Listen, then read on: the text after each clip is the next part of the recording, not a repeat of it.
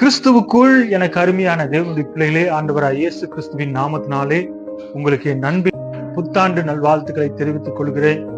இந்த 2025ஆம் ஆண்டு மிக ஆசீர்வாதமான ஆண்டாக உங்களுக்கு அமைய போகிறது.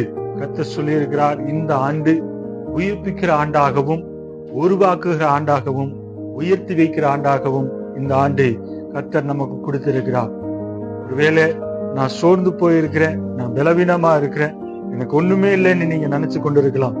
கர்த்தர் சொல்லுகிறார், எசேக்கியேல் 37ஆம் அதிகாரத்தை நம்ம வாசித்து பார்த்தோம்னு சொன்னா, இந்த எலும்புகளை, உலர்ந்து போன எலும்புகளை உயிரடைய செய்த தேவன் இன்றைக்கு நம்மளுடைய வாழ்க்கையிலும் ஆண்டவர் உலர்ந்து போய் இருக்கிற நம்முடைய வாழ்க்கையை உயிரடைய செய்ய போகிறார். God bless you. Wish you a happy new year. கர்த்தர் உங்களை ஆசீர்வதிப்பாராக.